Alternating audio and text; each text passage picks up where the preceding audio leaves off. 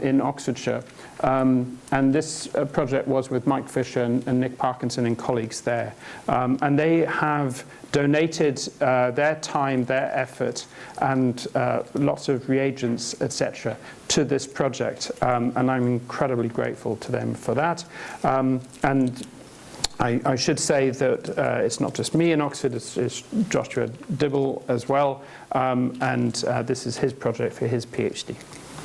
So a bit of background. What are T cells? These are lymphocytes in your blood, white blood cells. They can be extracted from PBMCs. We've heard about what PBMCs are recently.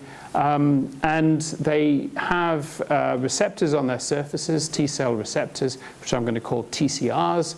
And these are of different flavors. Alpha, beta, gamma, delta, and the alpha betas as proteins go together and the gamma deltas go together. The important thing to know is that these T cells, they they discriminate between peptides that are derived from either healthy cells or from foreign objects, such as viruses, bacteria, etc.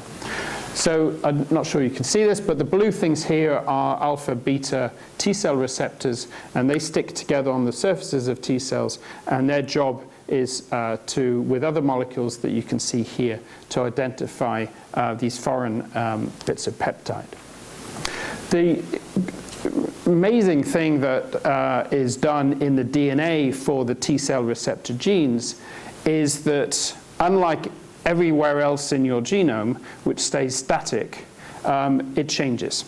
And it changes in these T cells using this sort of cut-paste rearrangement machinery, and that takes and sort of samples the different parts of the gene from the V parts and the D parts and the J and the C parts. The C are constant, but it samples from the variable, the orange bit, and the D blue bit, not always, but mostly, and then the orange bit at the end, the J's. And rearrange those in a certain way that is quite pseudo-random to produce this one piece of DNA that, when is read out by the cellular machinery, produces this T cell receptor subunit. And when you look at the protein in 3 dimensions, this is a protein here. It sticks out of the membrane, and at the far end of this, which is available for binding the peptides, there is this something called the CDR3, and that's again an amazing piece of sequence, because it has additional letters that are not templated by the genome. And so they're very different from one cell to another, and indeed from one individual to another. And so this very extreme amount of variation produces in an individual this extremely large number, 10 to the 11 T cells that circulate in the adult human body, and have different populations of these of cells that have different DNA letters in them. And so T cells, if they come across, say, HIV, will expand in their number so that there'll be a large number of this particular T cell, for example, and they will all have the same DNA. And that might happen also in autoimmunity, such as in multiple sclerosis, that essentially there is a skewing of the T cell receptor repertoire when there is disease, either infectious disease or autoimmunity. So the reason I'm explaining all of this was that Simon McGrath alerted me to this talk by Mark Davis on the skewing of the T cell receptor clonotypes, the clones, and his belief that this happens in ME/CFS. This talk was a while ago now, and it was before then, actually. This is another version of the same talk. And there seemed to be some evidence that it was indeed skewed. So here's the preliminary evidence that Mark Davis and colleagues came up with, is pooling lots of T cells from people with ME, well, actually, they say CFS here, and healthy controls. And their result is essentially that there is a large number of T cell clones that are expanded in people with CFS and not in controls. And this was curious to them, so they went further, and so that's that. And they looked at individual patients and saw again that there was this skewing with larger populations with people with ME. So that the white bit here are those that they saw their T cells in single versions, and the reddish bits here are the T cells that they saw more than once. So expanded clonotypes. So this really led to this question: can we see the same thing that they purport to show? They haven't published yet.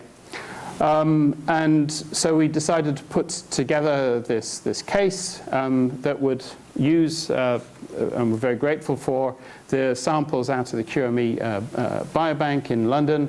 And the study design is essentially to have 40 individuals who are from the biobank who are healthy controls, 40 from the MS controls, disease controls, 40 mild moderate ME cases, and 40 severe ME cases. We decided to restrict the gender to one gender, to females, and as best we could, we matched the ages between 40 and 60 among the different 4 different categories. So the question, this is from Josh's first year report, is that our null hypothesis is that there will be no significant difference in the distributions of clonality between any pair of the 4 groupings, and that's our null.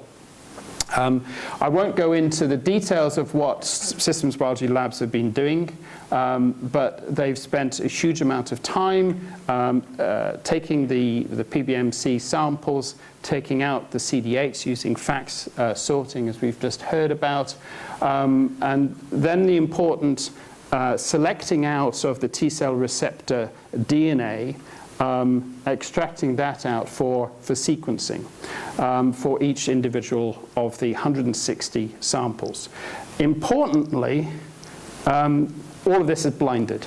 So it's coded at the beginning as to which sample is from which of the 4 groups, but no one knows at this point which is which. And as Nick Parkinson said to me last week, if you really want to know whether this individual is coming from one of the 4 groups, you'll have to put a gun to my head. So I'm not going to do that. So here's the result from not one of the London biobank, but from a purchase sample that we had just for working up the protocol. So it's divided into 2. The left-hand donut, I'll explain what that is productive T cell receptors. So these are T cell receptors whose DNA sequence, when read through, will highly likely to be producing a productive protein. The non-productive one is the opposite of that, where the protein made is going to be disrupted and not producing a full-length protein. The unique ones that have been seen once are in the solid color on the left. And those that have been seen, the T cells receptors that have been seen more than once are in the other colors, starting at the bottom with the largest number and going down to 2 copies at the top. So what I'm going to try and do, which is why I'm using my own computer, is, I've lost my cursor. Yeah, but I've lost it on the screen. Is to do a live. Here you go. Thank you. To drag it across. Okay. Live demo. I see. There we go. To take the data that have been produced by systems biology And now I've got to use that. So we're going to upload data from one individual. Again, I don't know whether this is a case or a control. And we're going to upload that to this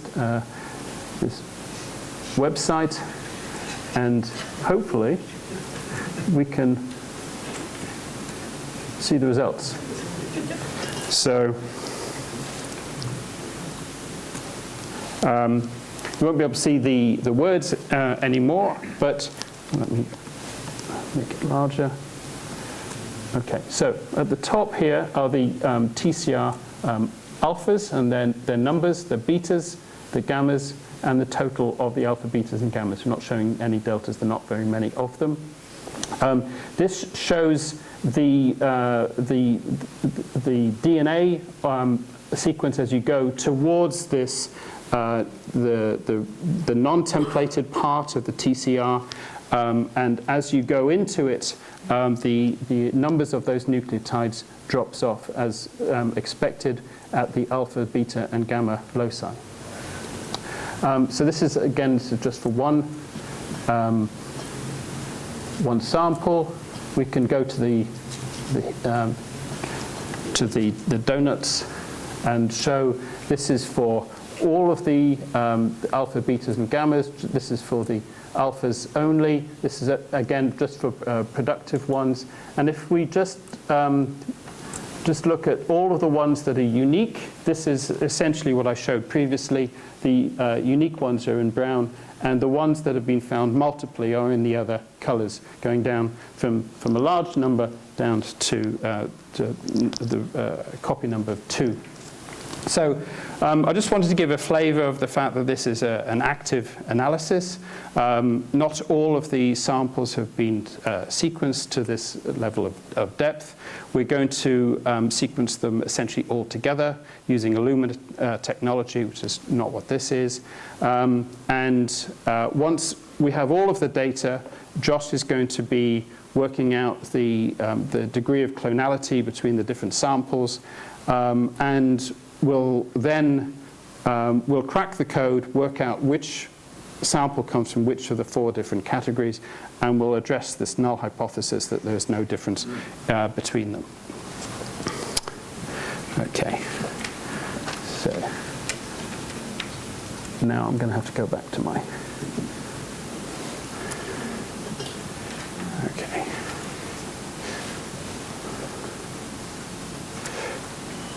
So that's what I've just been showing you. I can also show you the coupling between the V and the J segments of these TCRs and the alpha, beta, and all of the loci. The length of the sequence at the join between the V and the J, and this erosion that I talked about. So we'll hopefully,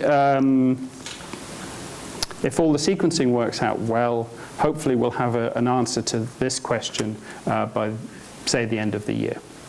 So it's a very short talk because of that lack of a firm answer, but to thank Joshua, who's leading on this from the University of Edinburgh, and a huge amount of thanks go from me to Mike Fisher and Nick Parkinson and colleagues at Systems Biology, who, as I say, have been doing a huge amount of heavy lifting. Thanks to Simon for putting me on this idea at the beginning. Graham Cohen, who is still here at the far end, has taken the same samples that have been sorted and is looking at them from a B-cell perspective, not a T-cell perspective. And thanks too for George Hollander for his support.